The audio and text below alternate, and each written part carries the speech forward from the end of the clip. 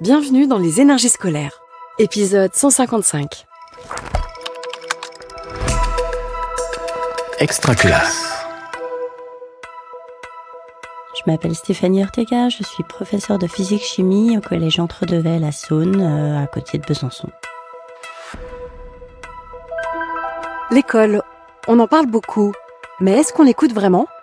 Les énergies scolaires.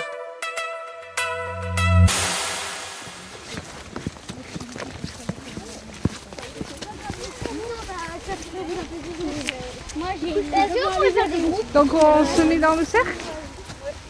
Est-ce que c'est tout bon pour tout le monde ? Est-ce que tout le monde est installé comme il veut, soit debout, soit assis ?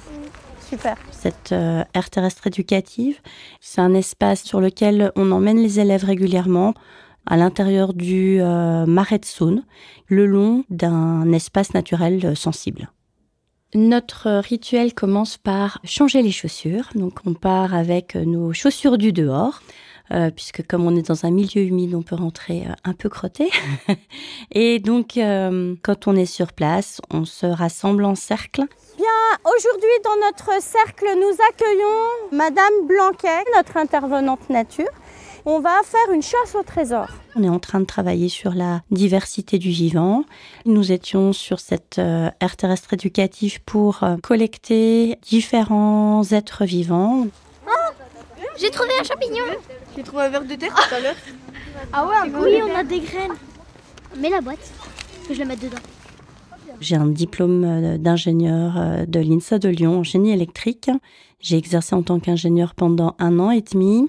J'ai fait le choix d'arrêter et de chercher un travail qui me semblait au service d'autrui. Je me suis reconvertie en enseignante de physique-chimie. Depuis 2016, il a été mis en place dans les collèges une nouvelle discipline qui s'appelle enseignement scientifique et technologique.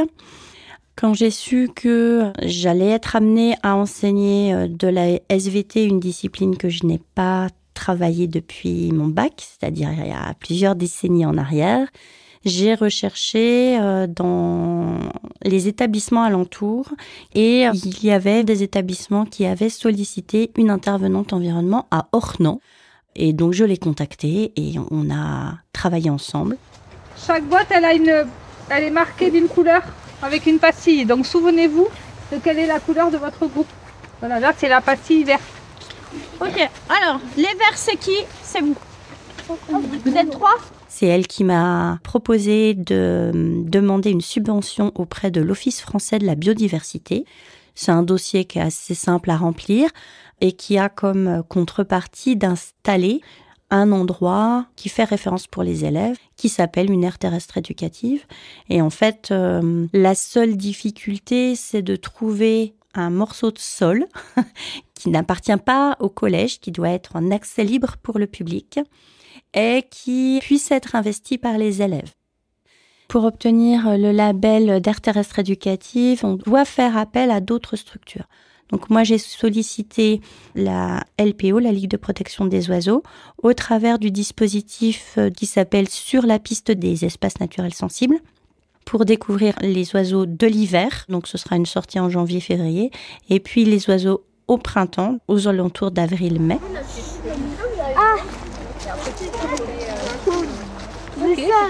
On a déjà observé plusieurs choses, les sols, les êtres vivants. Et l'objectif, c'est que au bout d'un moment, les élèves se disent « Ah, il y a ça à faire dans cet endroit pour améliorer la biodiversité. » Et puis, les passants, peut-être, ils sont comme nous au départ, ils voient pas ce qu'il y a à voir dans ce lieu et on pourrait faire des panneaux d'affichage. Et l'émergence de leurs idées est concentrée lors des conseils de la Terre. Donc, dans notre tout premier conseil de la Terre, on a fait le bilan de tout ce qu'on avait vu.